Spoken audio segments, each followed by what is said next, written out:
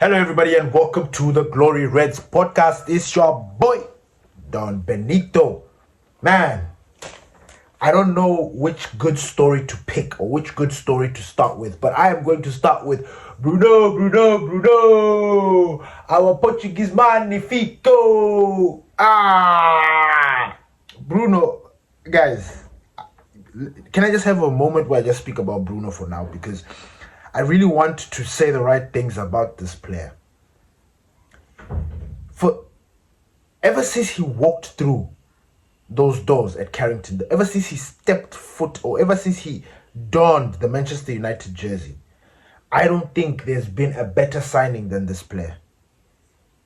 He has literally just broken the record for the most Semet Busby trophy, player of the season. He won it the first time he arrived, the next year, skipped the year, the next year, skipped the year, the next year. Now he's on 5. Record. He beats De Gea, he beats Cristiano Ronaldo. I mean, this guy is a United legend. And I can argue with anybody. I don't care.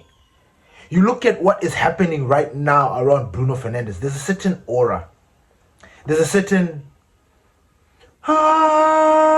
about Bruno right now. That should tell you something. Bruno Fernandes is going to win the Premier League Player of the Year. Want to argue with me or you want to deny it? Fine. But he is going to do it. These campaigns, you look at everything that they're talking about. It's just Bruno. It's Bruno. People have finally accepted that our Portuguese Manifico is the best of the best. Now, initially, I thought that he needed to break the Premier League record of assists in order for him to be crowned Premier League Player of the Year. I don't think that is necessary now. I don't. I do not think it is necessary now because, oh my days. And you know what? I take pride in it. I really do. Bruno Fernandes is amazing. He has been our Manifico. He has been a player that has represented the club with pride, with honor, on and off the pitch. He's a family man, grounded, no scandals whatsoever.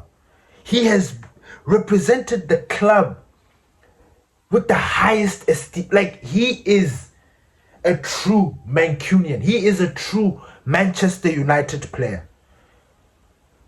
If there's one player that has really treated the badge with the utmost respect and wearing it like it is an absolute privilege and honor, it is Bruno Fernandes.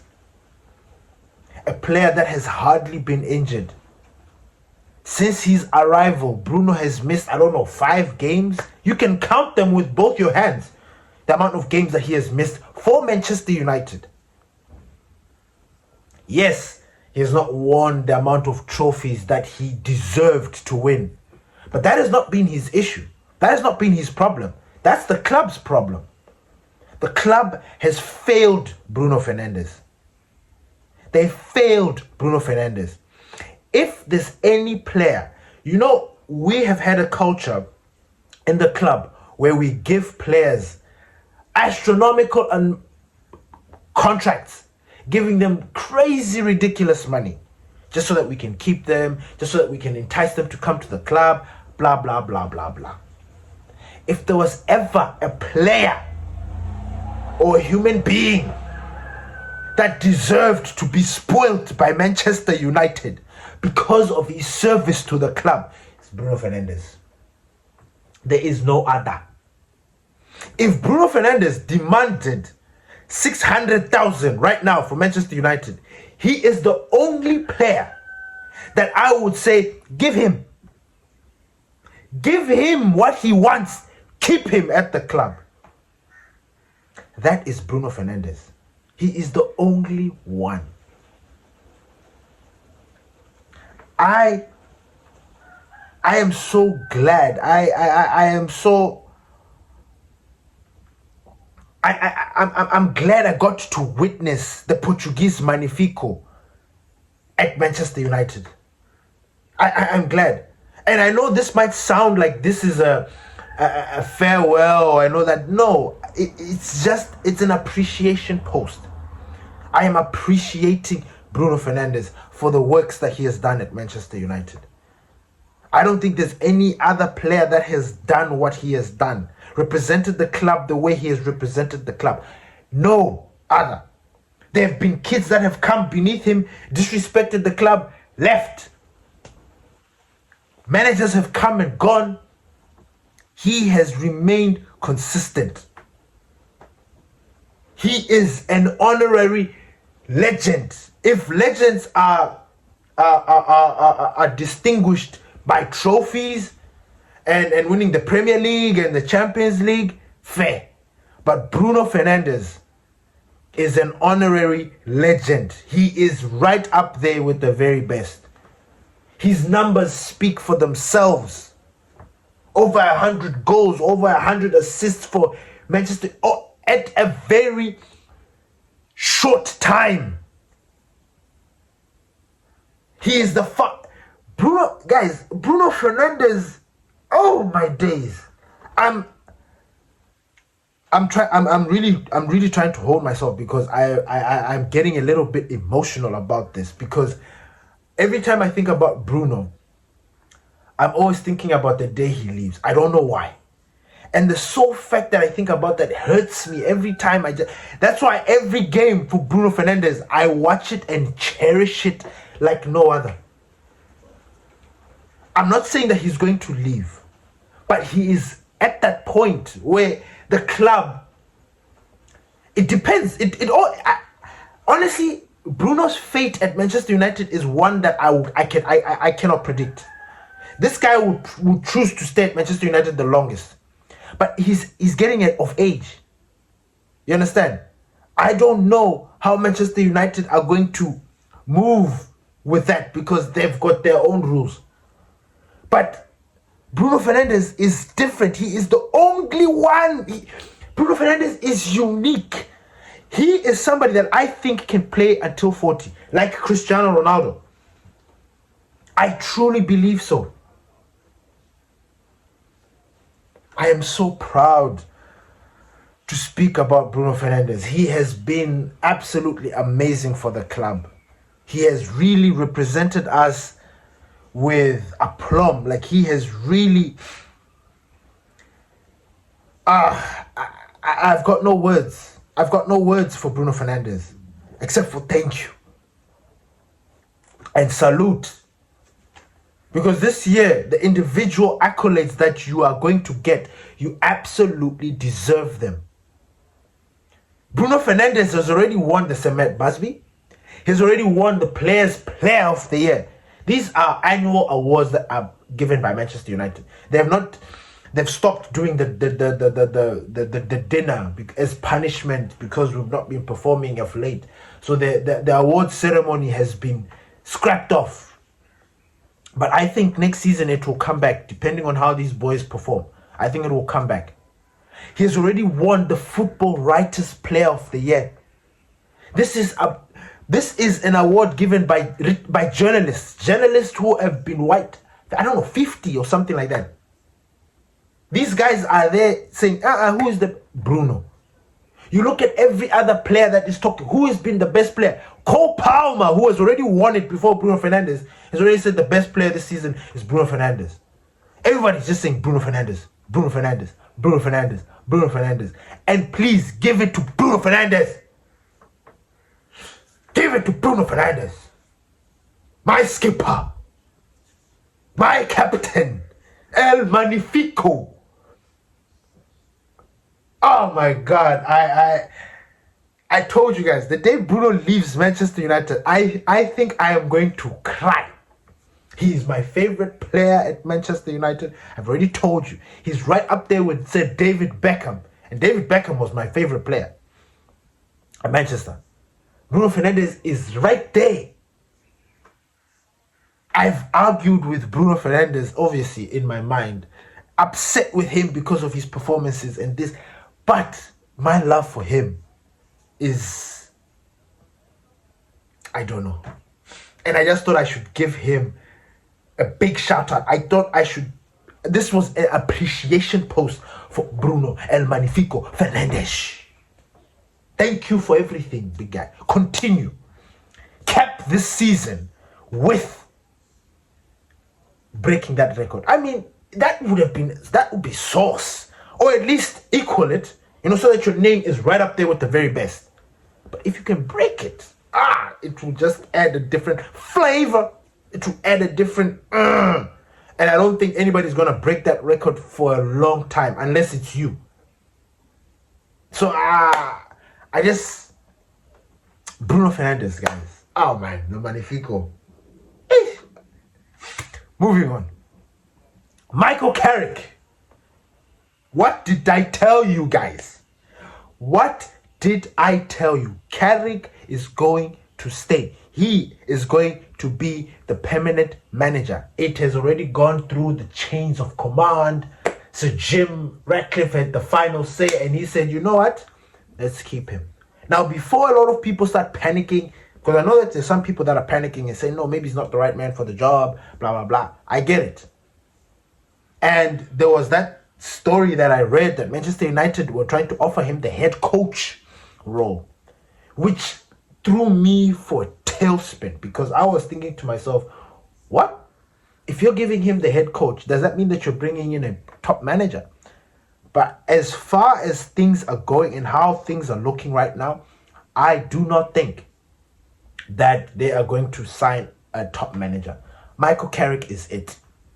His resume speaks for himself. He has been backed by senior players. He's been backed, spoken glowingly by Casemiro, our departing honorary legend. He spoke highly of Carrick. He said Carrick is class. He is class. Michael Carrick. They've likened him to Carlo Ancelotti. That is a big praise. That is a big praise. Now, what's my opinion about this? I am skeptical about it because we have been down this road. I literally have got a little bit of PTSD about this situation because we've been down this road and we did it with Ole. Now, the only difference, and I've mentioned this throughout, that the difference between Michael Carrick and Ole are two different. Yes, Ole came on with, he was winning games, blah, blah, blah. But with Ole, you could tell that there was no, I don't want to say that tacticalness about his game. But with Carrick, you can see it. Now, there have been some games this season that under Michael Carrick that have been like, can this guy really take us to that level? Is he an elite manager? There have been those kind of games. But, I mean, there are one or two, and I understand. But those games have been critical because, yes, we have qualified for the Champions League. Had the situation been different, people would have lost their minds. It is only because we had one goal. And that is why I think Michael Carrick has been given a lot of slack, because he was just tasked with European qualification, nothing else. If he was in the title chase or whatever or something, and it would have been crazy. Now, my only issue, and this has been a problem for a lot of managers, is the ability for the club to provide for the manager. It is important. You've kept Michael Carrick because you believe he can do the job.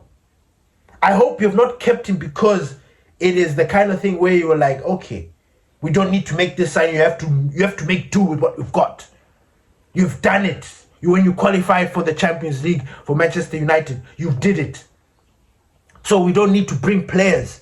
We don't need to really give you so much because I know you're a good manager, you can work, you know the club, blah, blah, blah. That is the wrong kind of thinking. That will sabotage Michael Carrick. That will make Michael Carrick look so bad. That will tank Michael Carrick's resume.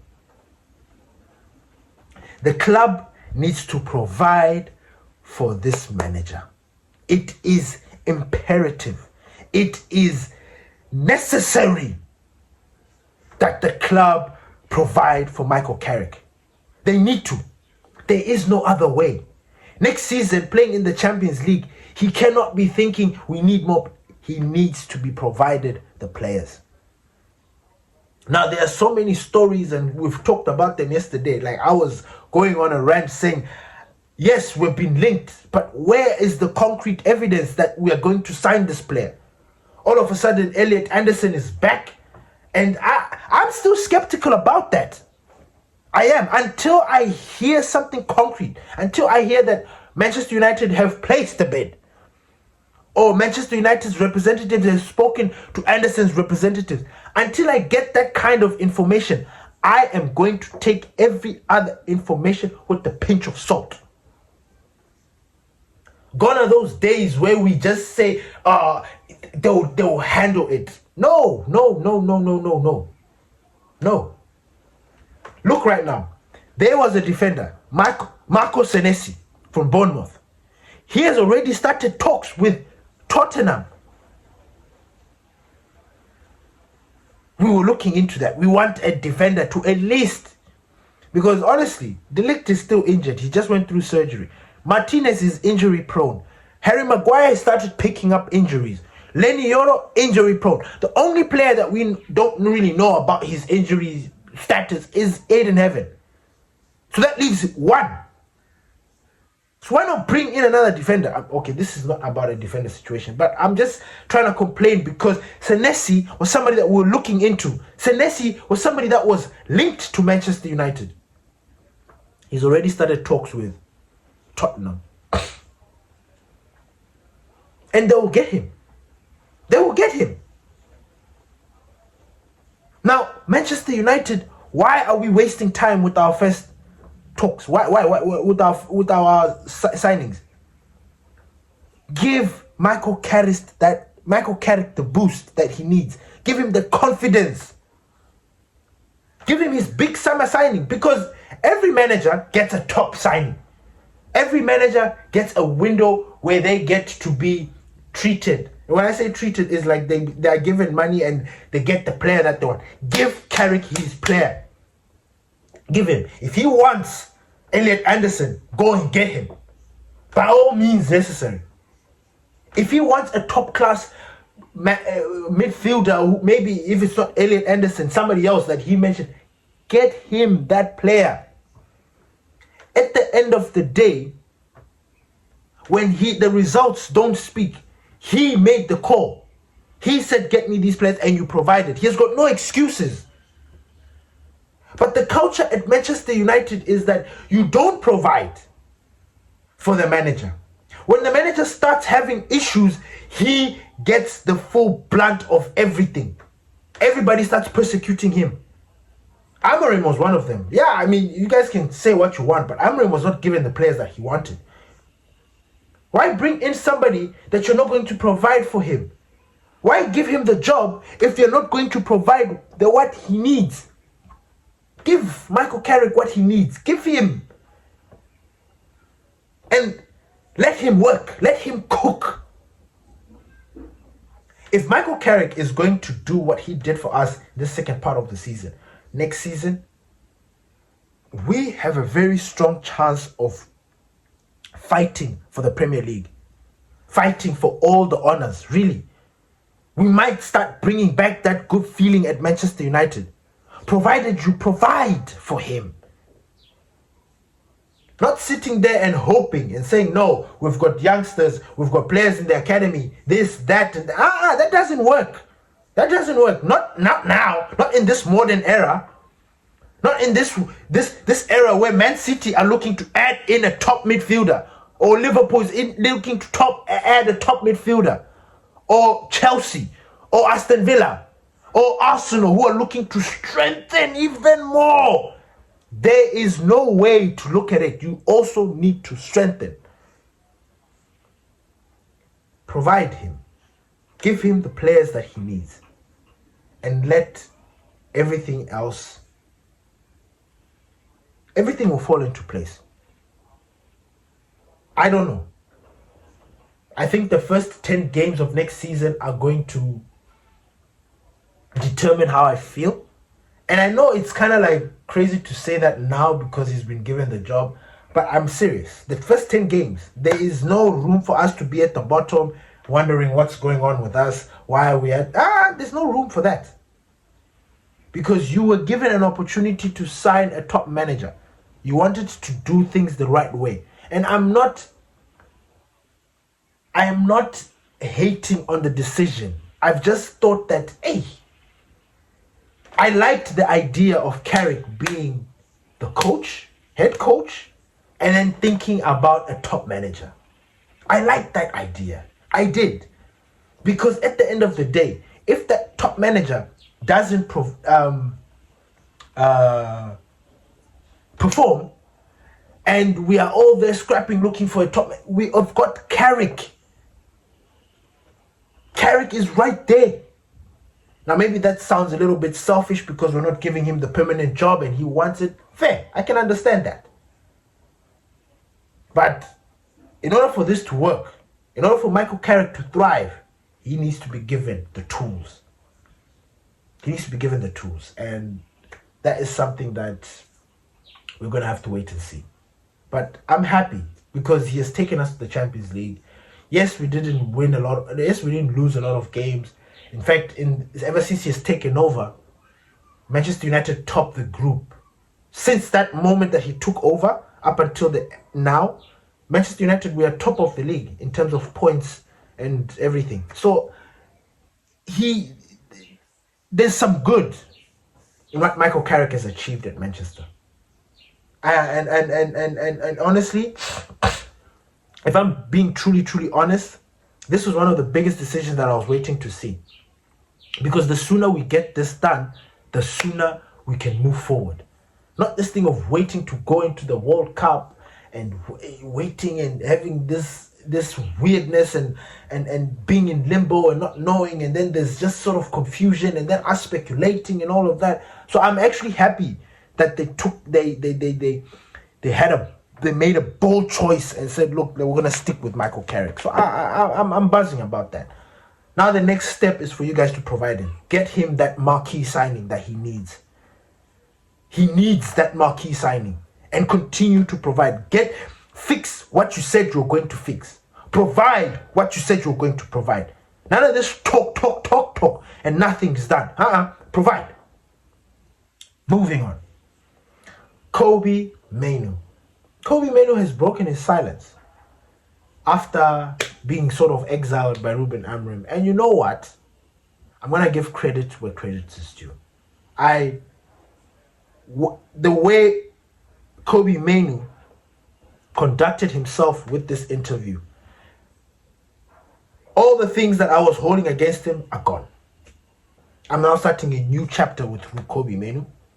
I like the way he articulated himself. I like the way he went about his interview. He didn't bash Ruben Amorim.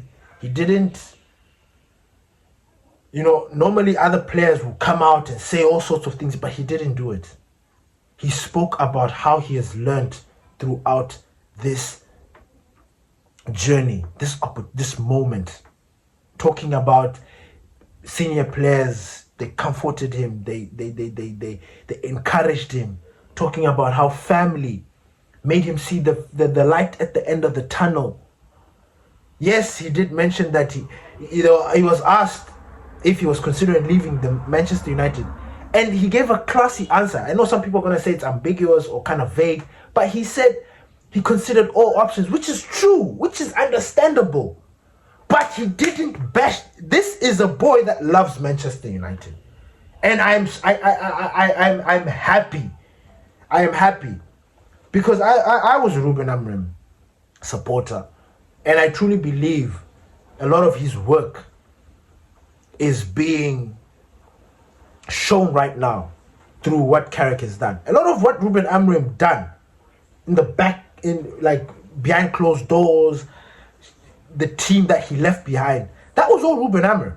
Honestly, Michael Carrick, I don't know if he would have had the guts to do what Ruben Amorim did. I don't know. I don't think so. Because you already talked about Marcus Rashford, about liking him. So Marcus Rashford might have not left.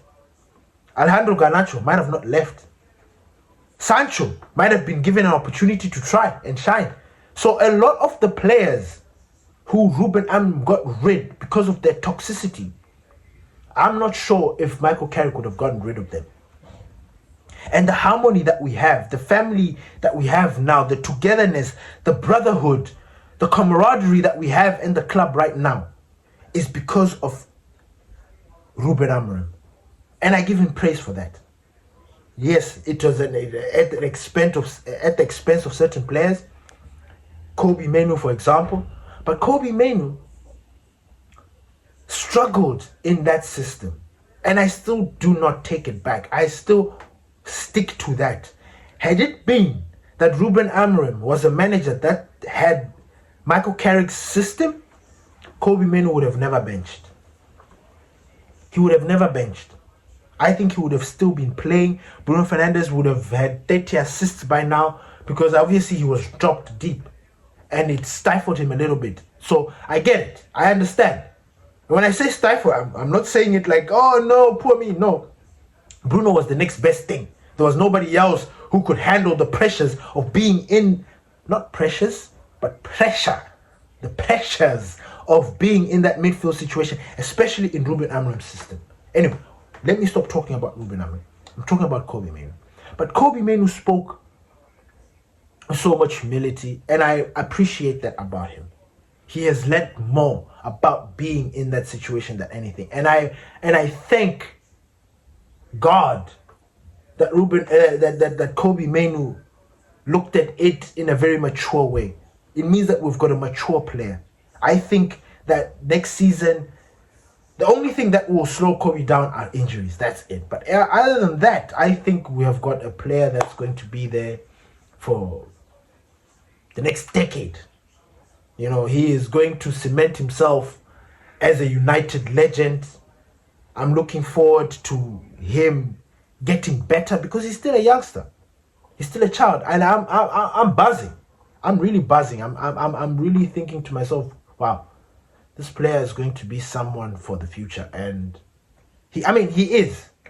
Casemiro has spoken glowingly about him, you know, and for some reason I trust brother Casemiro. You know, I listen to him and I'm thinking to myself, yeah, you know what? You have enough experience in order for me to listen and say, you know what? I'll wait and see. So Bruno Fernandes is an honorary Manchester United legend. Michael Carrick is the Manchester United legend, and Kobbie Mainoo shows his humility, shows his class. I really, really appreciate how Kobbie Mainoo conducted himself. He was not a Garnacho. He didn't speak bad of the club. He didn't speak bad of Ruben Amorim. He didn't.